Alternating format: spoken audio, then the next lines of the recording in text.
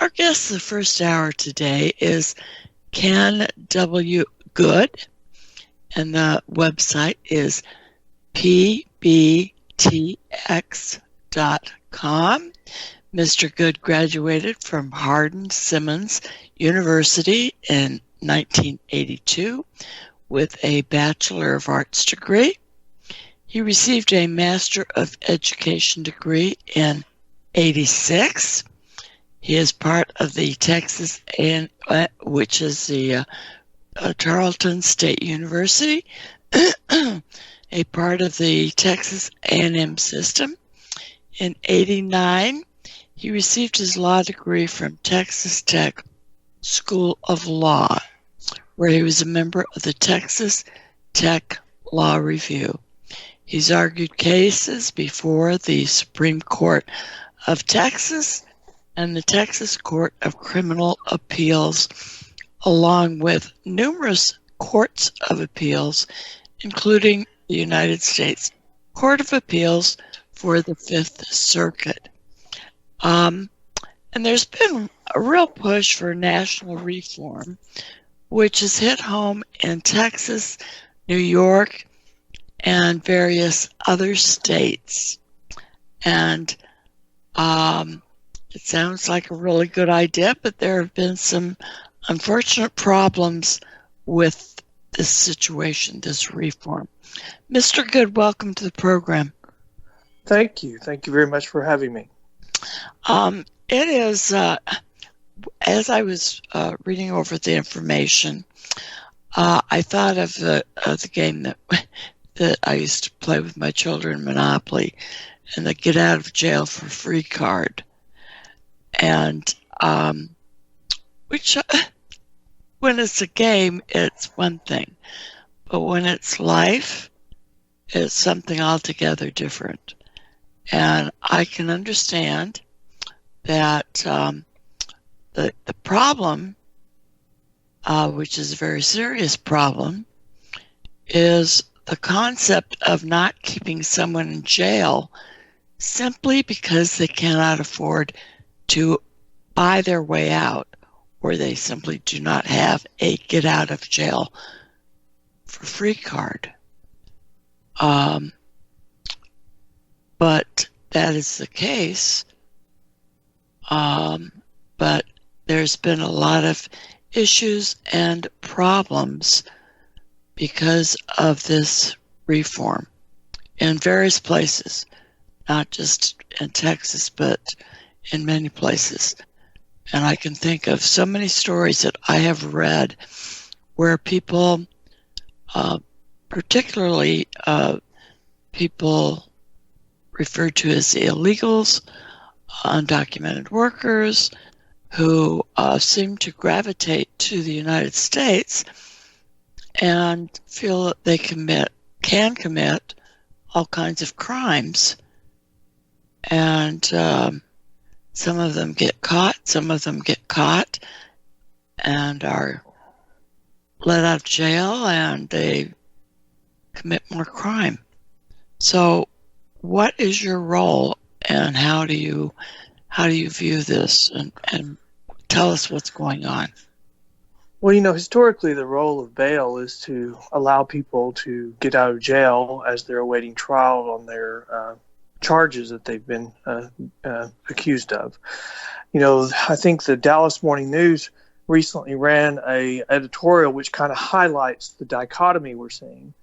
These reforms started out as we want to make sure that poor people can get out of jail and we don't have debtors prisons before conviction. But these proposals are morphing into other things that were never intended, and they're becoming situations where we're taking away all accountability. So like in Harris County, we'll see somebody who gets out of jail on a PR bond, which is a free bond, a government bond, and they miss court, and they get another PR bond, and then they miss court, and they get another PR bond. And, so they lose.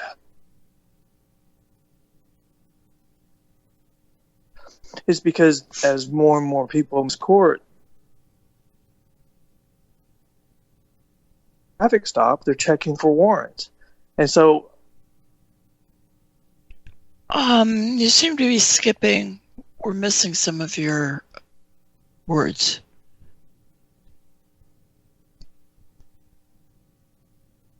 Are you there? Poor decisions, and it's causing problems, it's causing death, it's causing damage, causing injury. Right. And it's kind of bleeding over to the whole system. Wow. And then, of course, recently there's been a lot of, since this seems irrelevant, but there's been massive people let out of jail, or at least their criminal records have been forgiven or forgotten if they were in there for possession of marijuana, which probably doesn't relate, but it's still relevant in the fact that the whole prison system seems askew to me. Well, our system, even post-conviction and pre-conviction, is based on the same concept. We want to mete out whatever level of punishment or supervision that will get you back to the straight and narrow. So a first-time offender gets less punishment than a second or third or fourth-time offender. Same thing usually applies, or historically has applied, pre-conviction. You get, if they give you a PR bond and you fail on it, you miss court, then you don't get another one. What we're seeing is a complete dropping of accountability throughout the system. We're no longer meting out more punishment to get people's attention as they get more convictions, and the same thing pre-conviction. We're not. There's no consequences if you miss court. I mean, every time you miss court, the case gets put on hold until you come back, and that can be hours, days, weeks, months. But your case is put on hold, and large counties arrest large numbers of people on average, and they've got a conveyor belt they have to keep up with. And Wow. if they take away accountability, then you can just see it's like the I Love Lucy show in the candy, working for the candy company, and she can't keep up with the candies going by. Oh, right.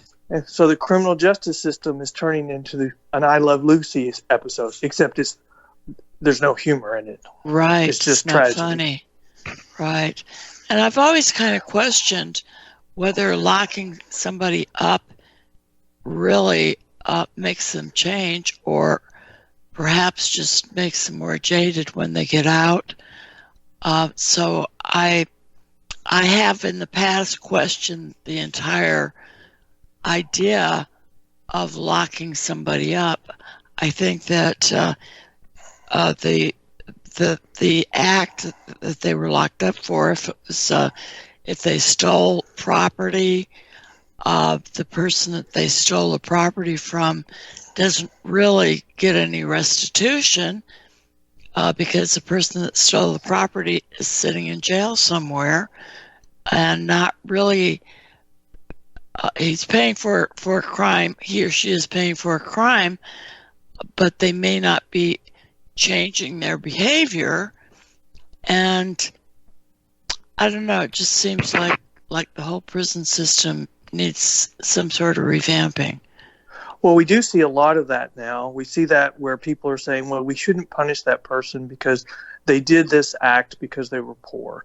Someone broke into your house to steal food because they were poor. Right. And, it doesn't change the fact that there was a crime committed. As a society, we have to say certain things are crimes. But, things like that should go to punishment. I mean, that should always be taken into consideration for what is the punishment that fits the crime. The problem we have is we're taking all of that away, period. We have all these social ills today. We have drug use, we have schools failing, families failing. The problem is we can't address those social ills in bail reform. I mean, when they get to the criminal justice system, that's almost their last opportunity to turn around and become, successful people in society. And if we take away all accountability, we're really confirming to them they can get away with it. And so we're doing the opposite. And so, I think the unintended consequences of what we're seeing happening is doing the opposite of what they're hoping. Right, right.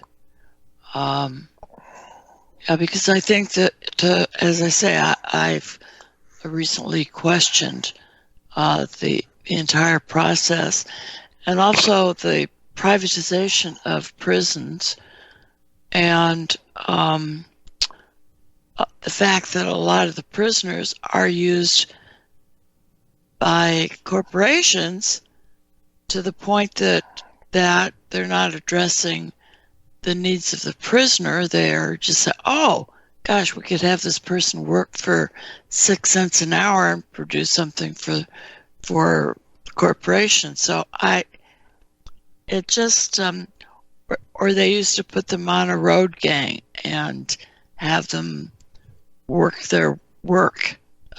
So it's, I don't know. It just, Well, where the system is not working is in as it interacts with a person. You know, you can see where we're talking about, and even the federal government has cut some sentences shorter and let people out of jail. What we're not doing is we're not looking at people in an effective way and say, "Hey, you've learned, and you've become a productive person. You've gotten a high school education. You've completed right. your GED in prison." And I think probably the biggest thing that these people have in common is they failed in school, and so they failed in society. And so where we're failing them again is we're just cutting their sentence on an arbitrary number for certain offenses and saying, you get out. What we need to be doing is what we should be doing throughout the system is looking at individuals to say, okay, what do you need to change your conduct? And then come back and look at them to say, okay, have you changed your conduct? And as a result, should we shorten your sentence? We're not doing anything like that today. And so we're just doing the opposite. We should just, like in California, release this number of people. In New York, we should just, I guess, put up with more crime and just and not arrest people or not hold people and take away all discretion from the judges. That's the exact opposite of what we need. And they're surprised. They're shocked that these systems that they're trying out are failing. I mean, these are the very things that people like myself were telling them would happen when they were talking about doing them. And they just wouldn't listen. And now they're, quote unquote, surprised that these things that we said would happen have actually come to pass. Right. And you mentioned New York City Mayor Bill de Blasio, who really wanted to have some changes made, and now that the changes have been made, it's producing some results that he is totally against. That's exactly right, and you can see some similar results between what's going on in New York and what's going on in Harris County. And it's I keep saying accountability, but Harris County, they did it where they're required to give them a PR bond on certain offenses, and they never see a magistrate. In New York, the judges have no discretion for certain offenses, and they have to release them without a bond, no matter what happens, no matter if they commit another crime, as long as it falls in a certain place on a certain spectrum, then they've just unilaterally decided that they will be released. I mean, I know here's the problem. They decided that the pendulum swung too far one way and the judges had too much discretion. So now they're trying to swing the pendulum to the absolute extreme opposite direction and take away all discretion of the judges. And it's having a worse. I was told, or I've always learned, when you're talking about major changes, the first thing you do is do no evil. Don't make the system worse. Well, that's what they're doing. The changes they're making have unintended consequences and are making the system worse, jeopardizing public safety and actually killing officers because people are finding out they don't have any accountability, and so they just commit more crimes. Right, including murder, and getting away with it. And it's it's been horrific. They committed burglary, and then they're let out, and they commit another burglary elsewhere. And I know I live in the Chicago suburbs, and I think Chicago has one of the highest rates of shootings anywhere. And it seems, and yet you can't buy a gun, you can't buy ammunition in the city of Chicago. But we have all of these murders every weekend, same thing, and particularly drive-bys, and where children are being killed and innocent people are being killed, and there doesn't seem to be anything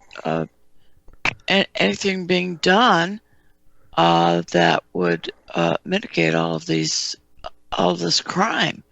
Obviously, it doesn't work to take guns away, because criminals are always going to find guns, no matter whether they live in Chicago or New York City or wherever they might live. Well, but see here, Chicago and Illinois is further down, the path, because they don't have bail, and so they're further along the bad consequences.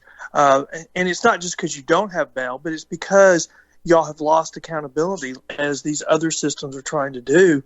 Because now you've got, they still have on average the same number of arrests in the large counties, even in Chicago, but they're not able to resolve the cases. So they've got such a huge backlog of cases that they're having to discount punishments to get the case through the system quicker. So it's almost making the system like you have to show up, you have to volunteer to show up to have your punishment given to you. And so, they're discounting murder, giving, incredibly low sentences that they wouldn't give anywhere else in the United States, because they have such a huge backlog. That's the only way they can get their cases to resolution. And cases that would be prosecuted in other places, they're having to just dismiss them because of the huge backlogs. That's what these other jurisdictions are going to see if they try to go down these paths.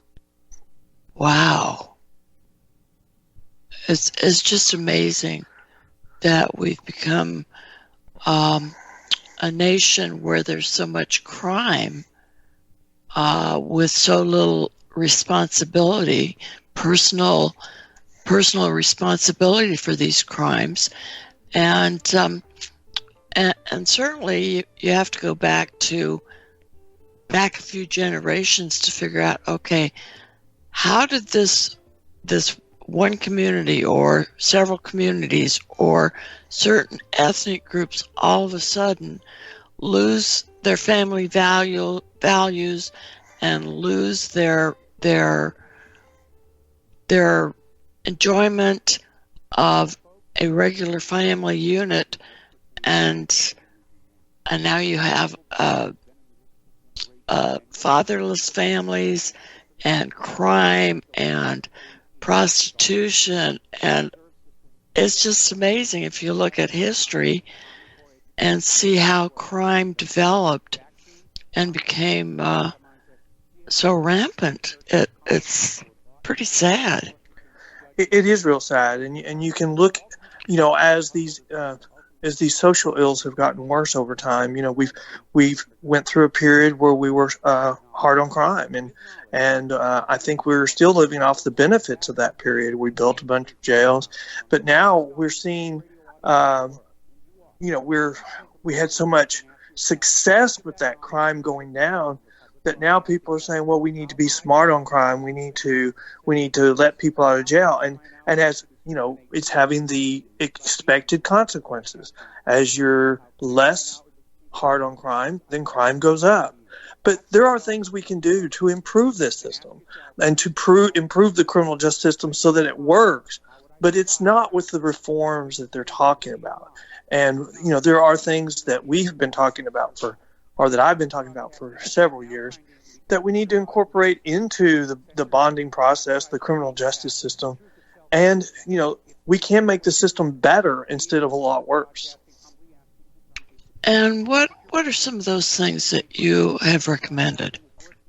Well, I think that if I'm a father of a daughter or a son, if if there's a 500% better chance that they're going to show up for court if they're on a surety bond than a PR bond, then I want my daughter or my son on a surety bond, because that will ensure that they will be there to get their case resolved. But what we need to do is we need to funnel as many people that can afford surety bonds to surety bonds, because we have a higher appearance rate.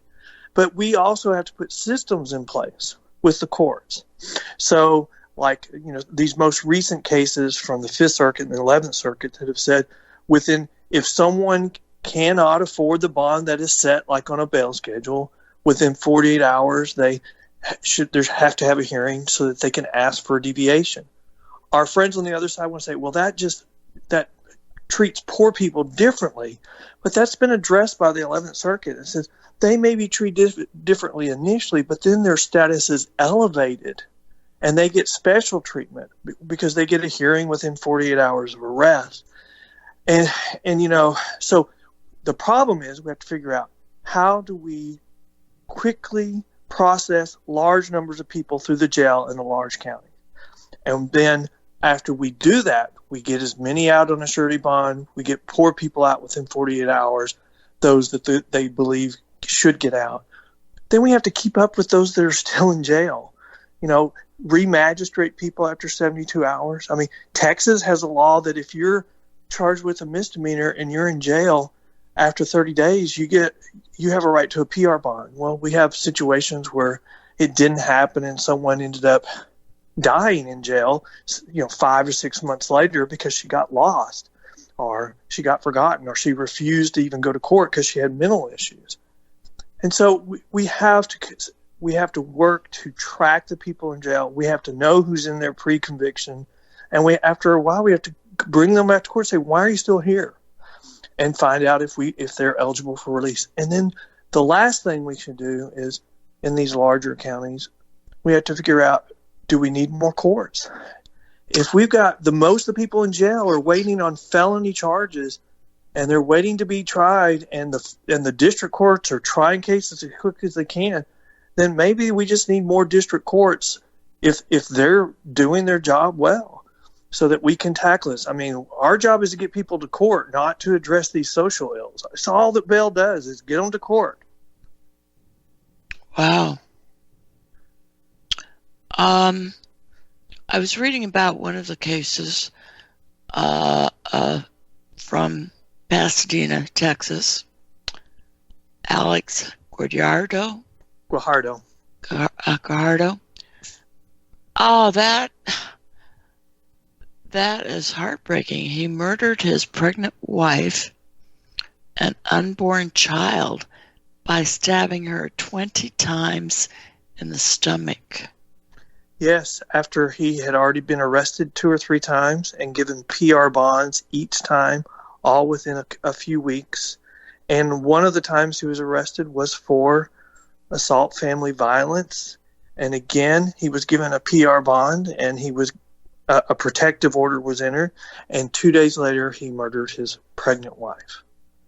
And the terrible, terrible thing about that, the reason why we know the system is broken, he was arrested for murder for capital charges and was given no bond. But on all of his misdemeanor cases, they gave him new general order PR bonds. So, but for the hold, he would have been released all over again, because that's just what the computer did. It's automatic. No accountability. The system's completely broken. Whoever designed it has the blood of Caitlin's unborn baby on his hands, and they're just saying, well, this is what we have to do. Wow.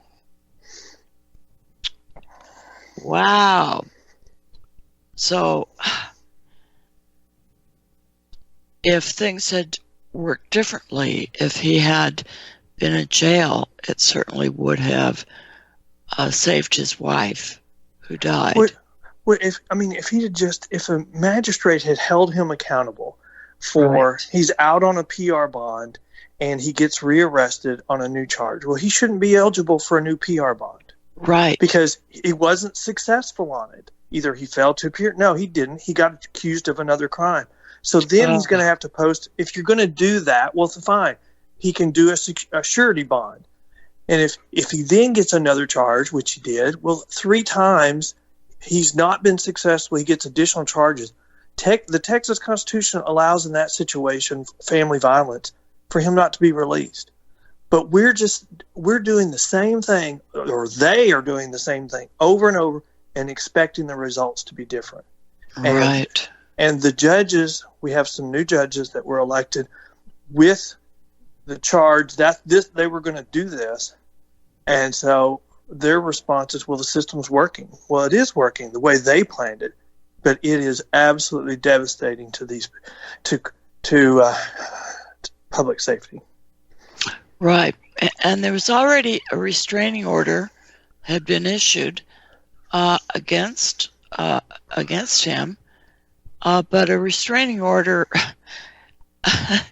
it doesn't work in most of the time, because if a person is going to kill somebody, they're not going to allow a piece of paper to prevent them from committing violence, obviously, and it's just a piece of paper. And by the time that like for instance, his wife, had she been able to call for help, well, it just didn't work. So people who are going to murder somebody are not going to pay attention to a restraining order. Well, and if there's no consequences in prior conduct, these people will learn. Well, there was no consequences when I did this, and then there was no consequences when I did this, so they're going to push the envelope. These are wayward children. This is the reason why they got in trouble. And wayward children, when there are no consequences, they don't say, "Oh, I need to change." They go, "No, I'm going to keep going until somebody tells me to stop." That's what we're having happen. Right.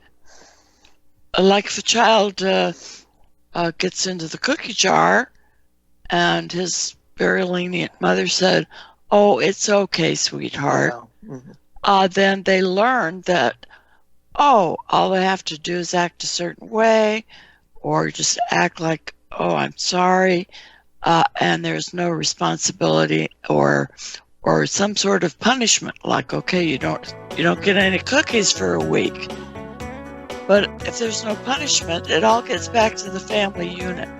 Okay, we're going to a quick 3-minute break. We'll be right back. Alrighty, our first guest today is Ken W. Good. The website of interest is pbtx.com. And during the break, I was thinking about several things about the family unit as a whole. It seems that over the generations that parents are no longer parents. They want to be friends with their children rather than give them rules that they are expected to adhere to, and that causes this lack of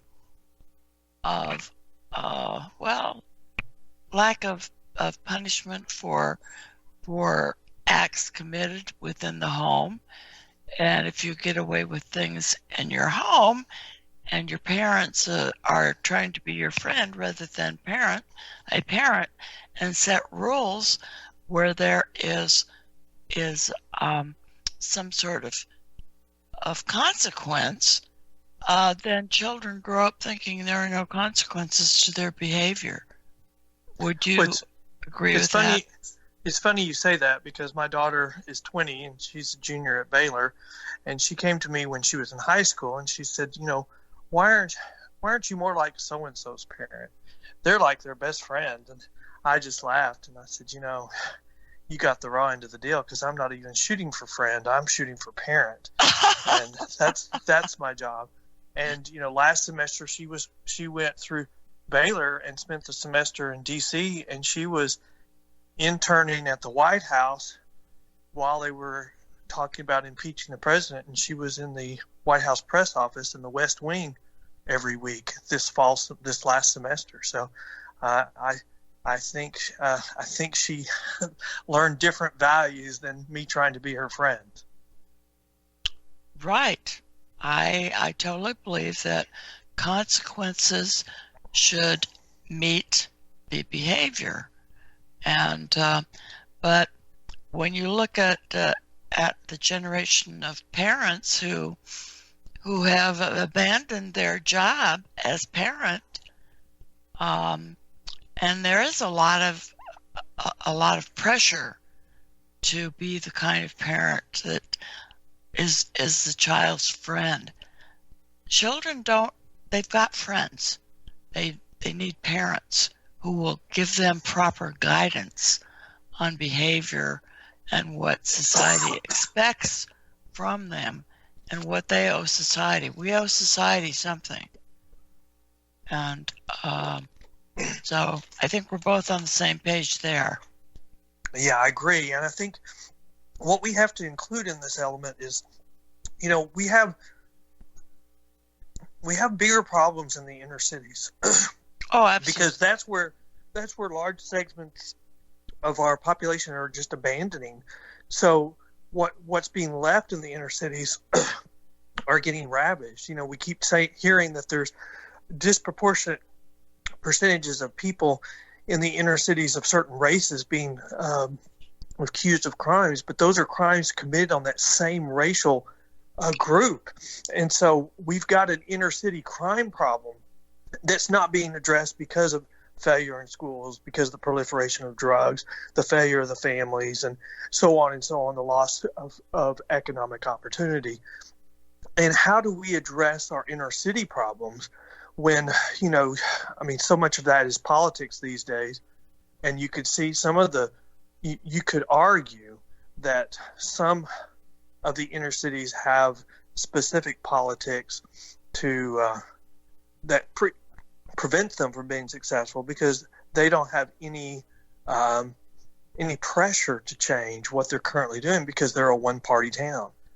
And we need to change that perception. We need a different strategy for our inner cities.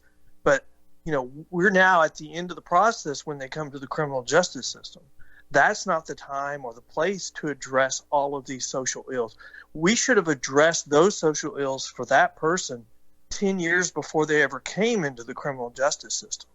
But once they come into the Harris County is doing a study right now why people don't show up for court. And they've already agreed in a settlement that they're going to pay for whatever the result of the settlement, or whatever the recommendations are.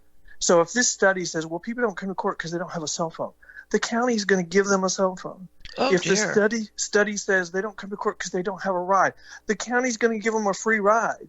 And if the study says, well, they don't have child care, then the county is going to give them free child care. We're going to be rewarding people to get into the criminal justice system. You want a phone? Go commit a crime. It's ridiculous when we're having to give perks to people to get them to show up for court. And we think that's going to get our caseload to go down. The numbers of pending cases in Harris County on the misdemeanor courts have almost doubled since these new judges and these changes that they've proposed have gone into effect. That's less than a year, or just around a year. Are they going to double again in another year? You can see the criminal justice system will collapse under these reforms. Right. And certainly you're right. And it seems like, let's be fair, this poor person doesn't have a cell phone, and at the types of things that you suggested, we're actually paying people to do what they're doing. And the inner city is a big problem in Chicago. And the people in the inner cities, they have access to guns. They are ghettoized in an area where they just seem to be trapped. And you don't have to have a wall around them. They're in the inner city, where the schools might not be as good, where the family units have been broken up, where fathers have abandoned their families, and it didn't used to be that way, and where you'll find the proliferation of drugs and guns, and they are committing crimes against each other, which is is just a real shame. Where, in fact, I'm referring to the black population, they used to be very family oriented, and then all of a sudden you place, for instance, abortion clinics within the inner city, where there are more blacks and more Spanish people are using the abortion centers than white people. So it's just very destructive to certain ethnic groups, and I feel really, really bad for that, because there are people in the inner city who are really struggling to have some sort of civility, and they're doing it pretty much on their own. And well, and I think that the issues that you've talked about are absolutely correct. I would just say I think that those are a social status, or the effect of a social status, more so than a race. I mean, we still have black families that have strong family roots. We have Hispanic families that all have Hispanic roots. I mean, have strong family roots. But when you get to a certain socioeconomic level, and it's at the bottom of the spectrum, and it's in the inner city, no matter what race you are, white, red, green, blue, or whatever, then you're going to see more of the very issues that you talked about. And so I wonder, I kind of agree with the people that say this isn't a race issue, it's a socioeconomic issue. And we are killing the people in our inner cities, and there seems to be disproportionate numbers of certain races in the inner cities because they can't get out. right. Yes.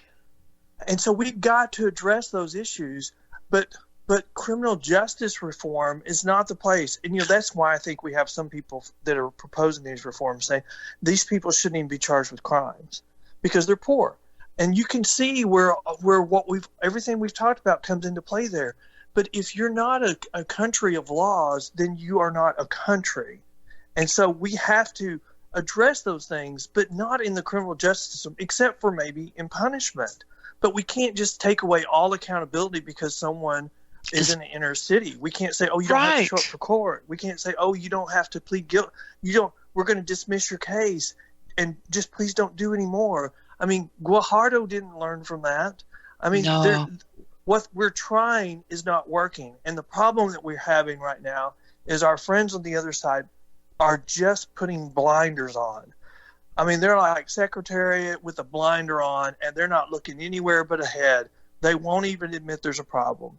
If we show that their pending cases are going way up, if we show them their failure to appear rates are going up, their response is you're lying. I mean, thank God we have New York where their response is, oh, it is a problem. They're not just saying, oh, you're lying. I mean, we've got the same situation in Harris County. In Harris County, they're just saying, oh, no, it's working. I mean, we've got a county surrounding Harris County that's saying, we think Harris County is working so well, we're going to implement it, even though, the administrative agency over courts in Texas has said they don't want any other county in Texas to implement the Harris County model because they don't like it. Well, here's some more activists saying in a county right next door, oh, we should do that too because it's working so well. It's not working well. It's destroying criminal justice in Harris County. Let's be honest. Let's at least have an honest debate about it. Right. Wow. So what can people do?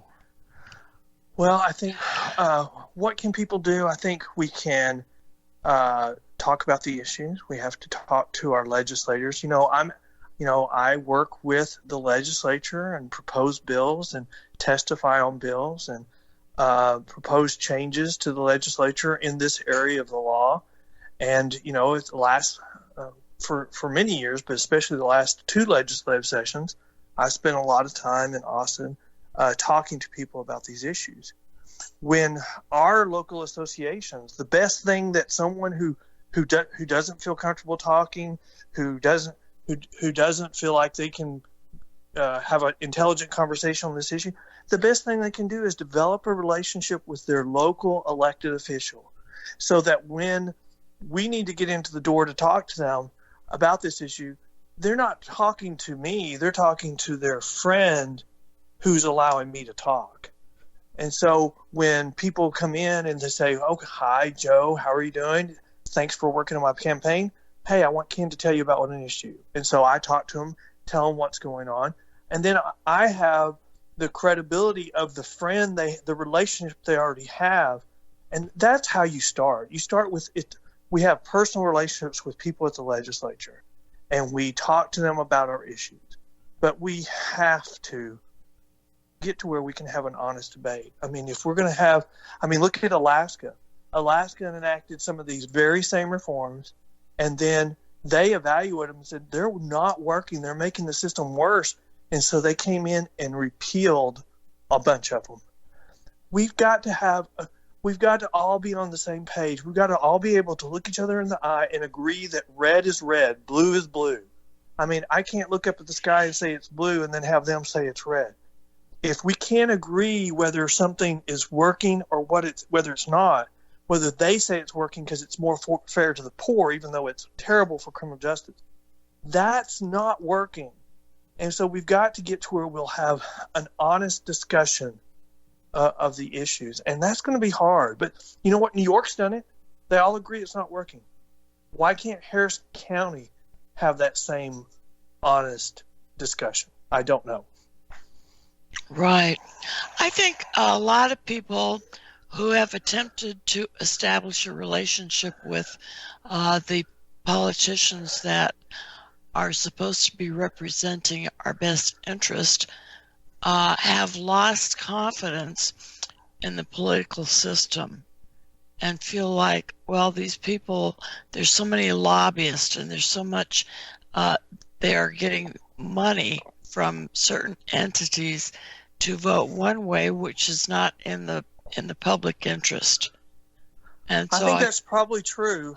But we use lobbyists as well. It's hard to get in to see people who are busy. And when you have a lobbyist, all you're doing is, again, you're using someone who has relationships or that knows their staff. So it's a very similar concept. But I know of a situation in Texas where a lone bondsman went down to the legislature to oppose a change. And I mean, everybody wanted it. And he just went down the halls talking to anybody that would talk to him. And he went there week in, week out. And he single-handedly defeated the bill that everybody was in favor of, just by being a good old boy who had a story to tell, and he was just patiently waiting his turn to tell it. And so it may be an investment of time, but, I'm a very optimistic person. I believe that people want to do things right for the country. And I believe, maybe I'm a little bit too much like, Mayberry RFD, but I really believe we all have the basic same beliefs in our country and our government. We all want it to work better, not worse. And, the reality on these reforms that our friends are pushing is they will fail, and they will fail dramatically. And the problem is going to be these activists are going to be long gone, and it's going to be left to the people who oppose these same changes to fix the system. And we're going to be we're going to be there to fix the system in those places where they do it. We're going to be in New York telling them how to make the system better, and we're doing that now. We're doing it everywhere else, and we're stopping places from doing the same thing because we're showing them these statistics, and they're going, we don't want any part of that. And so that's, Harris County's been a great model for what shouldn't happen. And New York is now reaching the same level. Alaska is a great place to look to. Wow, that's great. Okay, we'll be right back after a word from our sponsors. This is Deanna, and our first guest today is Ken W. Good. And the website of interest, and I posted it in the chat room, is pbtx.com. And Mr. Good, I would invite people to this website there are so many resources, and we've been talking about what people can do, and you have there are so many resources on the website. Can you talk a little bit about the website and how visiting that site will assist people to do what you recommend? Absolutely. We have, this is pbtx.com is a state Professional Bondsmen of Texas website. We have a bail information page on there, which think of it as a database of information. We have some pamphlets on there, pamphlet 1, 2, and 3, which is on the additional materials page. The first pamphlet just gives you an overview of the issues. The second one highlights failed bail reform across the United States.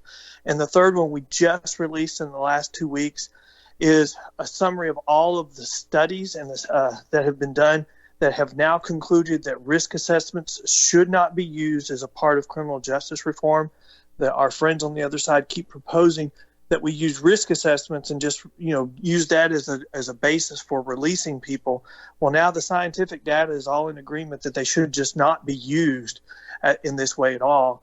And then it's a website. We have a blog that has stuff on there almost every day, and we're printing articles, publishing articles on legal publications. We have one coming out in the next couple of weeks.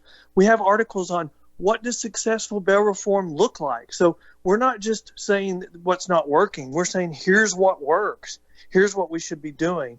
And it's also a website that will continue to grow as we get ready for another legislative session. So it's a place that you can go to and continue to return to often to get new information. And that is the beauty of this website is, okay, you've recognized the problem, and now you have given solutions. There are solutions where each individual, as they visit your website, can look particularly at the blog, the links, and all of the information so that each person can do something, get to know what's going on, because I think that this is something that people don't ordinarily think about unless it impacts their family to some degree. And I think that this really could impact every family, depending on what happens within their family, what crimes are committed against their family.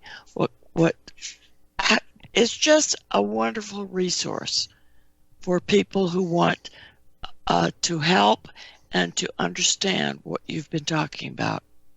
Well, thank you so much for saying that. I mean, we've worked really hard. We have a team that's worked really hard on the website, and I think they've done a wonderful job. And I think that is what we're trying to do with that. But we're all struggling with these same issues. I think we all have family issues that over time have drug issues. I've had that with a sister, and at one point I told her, very similar to what I told my daughter, I'm not worried about trying to get you off. I'm worried about your soul.